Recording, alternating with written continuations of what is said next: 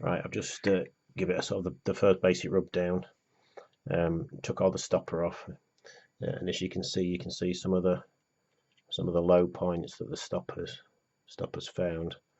I tend to use quite a finer grade of paper. One, because it's a plastic tank, and if you use too heavy a grade of paper, you'll start to scratch the surface. But also you'll take a lot of the surface off, and it'll make the plastic extremely thin.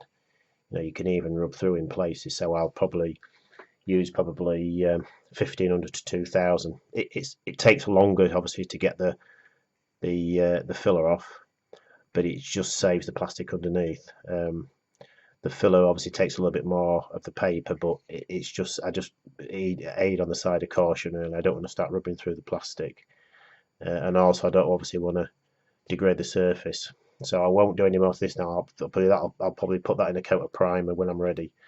It needs a lot. There's a lot of test fitting to the bike, to the frame yet to get it to fit. So it won't be yet. But I won't do any more of this until till we get into primer. And then obviously you'll see sometimes you see him for more perfections. But looking as it is, it's pretty good. It's pretty good mouldings, and I don't think they'll need much more. They might need a little bit.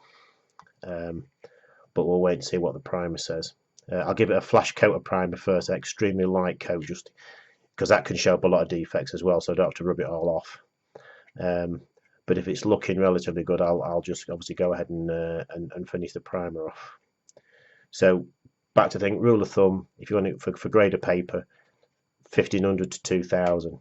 If you want to go a little bit coarser, maybe you start at 1200, depending on obviously on how bad a pickup you've got.